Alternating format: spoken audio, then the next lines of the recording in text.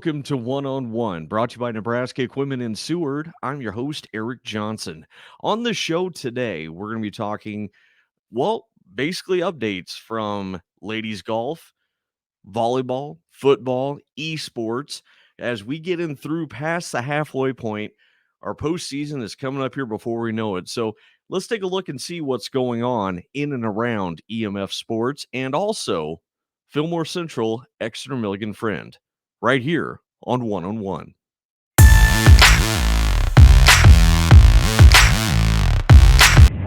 Hi, this is Coach Lori Clues. We are on our way home from Tecumseh, where the Bobcat girls golf team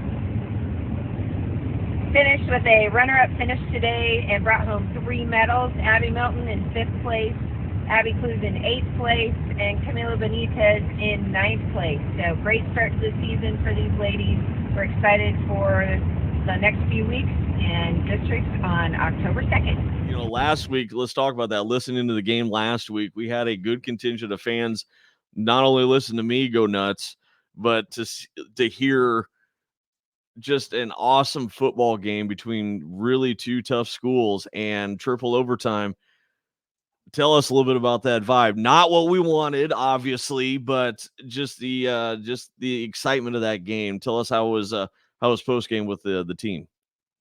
Yeah, it was it was a close game like we expected and like we talked. They did the things that we expected them to do. There's probably some wrinkles in there, maybe some screen passes that we hadn't seen before, but they had played 2 opponents and handled them pretty good. So we didn't have a ton of film on them, but yeah, our kids played tough. They played a hard fought game. Nobody gave up. We weren't a lack of effort wasn't the problem. They played just 2 good football teams. Like we were talking. If you came to the game, you got your money's worth. It was a really good football game. I was proud of the kids for playing hard and the effort that they gave. It just we talk about we do more than just coach football. We just didn't get the win, and that happens in life. Things don't go your way, so yeah, a lot of it'll be how we react this week in practice and how we do tonight. Of course, we can't emphasize enough the incredible efforts. Just shooting from the hip here, Payne coming back. Boy, with the legs on him, Bartu, and of course that night Schluter had an incredible effort. The chatter was before the game last Friday. There was some kind of hints that he was going to acquire a certain milestone. We didn't know for sure. You guys kind of knew ahead of time. He did. If anybody hadn't already known, he's part of the 5,000 yards club. And what is he? He's number 43rd all time. Did you guys have a feeling that was going to happen coming into the game, or what was your thoughts? Yeah, we knew we needed 145 yards to get it, and we had a banner made and everything on the sideline, and kind of let his family know as well, kind of keep it a surprise. But the way things turned out, nobody was maybe in the mood to get a photo after the game. But yeah, still a heck of an accomplishment. That's a big deal. There's roughly 11,000 kids play football in the state of Nebraska every year. So just looking at the numbers, that's a very impressive feat. And he's still going. We're 3 games in. He's got 830 some yards or something like that. So yeah, he's he's going to put a hurting on that as well. So yeah, it's big feat for Brecken. He won't act like it is, and maybe it'll hit him later on in life as well. But yeah, that's a huge accomplishment. it is, and he's a very humble man. He's all about the team focus. But yeah, just kind of break things down. What was it? 330 some odd yards on the ground, about 55 touches, and he had an awesome night, and it was an incredible. And just with that, it was an incredible team accomplishment, keeping there, going toe to toe with the Cougars. Fortunately, losing by 2. Tough loss. Freeman coming into our home tonight. You had time to kind of look at the tapes. What do you see in the Falcons that you can kind of transition everything around to get a W tonight? Yeah, they're a good football team. Coach Andreessen, we went to the same college. He always has a well-coached team. They maybe not quite as good as they were last year, losing Carter Roos, their quarterback, and a few of the skill guys. They won state in basketball. A lot of those guys, play football as well. But yeah, they may not. They're still going to be a good football team. They still do some good things. Some of their plays, he's got a lot of crossing routes. There's probably a little more pass game than there was last year, and they still got some really big linemen. The biggest that we'll see all year easily. A couple of them, 60 and 77. But yeah, we just challenged the guys this week. To come out and do it every play, not have a let up. Definitely cover the pass better than we did last week. And I think we worked on it a lot in practice this week, and I think that the guys took it to heart that we need to work on. We need to get better. No matter who our opponent is. So one-on-one with Coach, brought to you by Nebraska Equipment and Seward. Coach, it wasn't pretty. You got the job done. Let's begin with Aquinas Catholic. They had a game plan. We know kind of how everything matched up. They were running on all cylinders according to the coach talk here at pregame. But what happened with Aquinas Catholic? It just little miscues or what? Yeah, we put in a new rotation yesterday. So anytime you put in a new rotation and you have an hour and a half to figure it out, you're going to have miscues and you're going to have things that aren't supposed to happen. So that's really what that first set was just on us, not really knowing where we were supposed to be.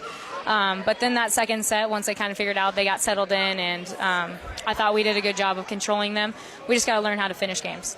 Yeah, and you could tell, obviously, between Aquinas Catholic and East Butler, there was some frustration. They took it out on the Tigers. Tigers looked to rebound back. They came in, obviously, first set, not in their favor. Second set, they kind of were hanging around in there trying to, create a nuisance. What did the Tigers see here in the second set? Yeah, I think a lot of that was just on us. Kudos to the Tigers, though. They also served really well, and our passing broke down a little bit. But we just got to make sure we clean up things and take care of our side, and trust our training. Sometimes we get a little bit lazy, and we don't want to trust ourselves. Well, and here's the thing, too. I've noticed there's elements here. You could tell that the girls are just kind of like one or two moves or one or two sets away from being complete. It's just right on the cusp, and you can tell the girls are excited. Everybody's gelling well. Overall, God, we're halfway through the season already. How you feeling about with the team? Advancing well, better than expected? What are you thinking? Honestly, I don't know if it's better than I expected. I guess I don't really think about those things before the season starts, but good coach talk. But we're doing well. And I keep telling them we got to give ourselves grace. We played 14 total games together as a team. Most of these teams have played 50 to 100 games together. So we got to keep telling ourselves that, give ourselves grace, but at the same time we got to learn from our mistakes. So we just got to be a more disciplined team, and once we're a more disciplined team, we're going to get over the hump. And all you got to do and get it to it is right away next week, Tri-County. Absolutely. Tri-County is a good team, so I'm excited to play them. There's going to be a tough matchup, and it's at home again. So it's going to be an awesome time. Coach, happy as always to see you. Go back and hang out with the team. Appreciate it. Coach Fosick joining me one-on-one, brought to you by Nebraska Equipment and Seward. Final, Bobcats prevail and win out tonight, taking out Aquinas Catholic and East Butler. I'm Eric Johnson saying so long.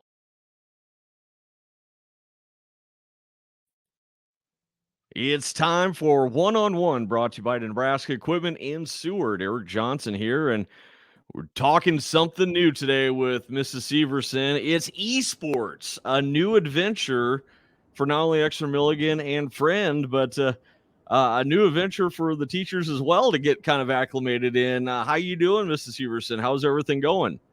Everything's going really well. eSports. A new adventure for the kids and probably for the staff as well.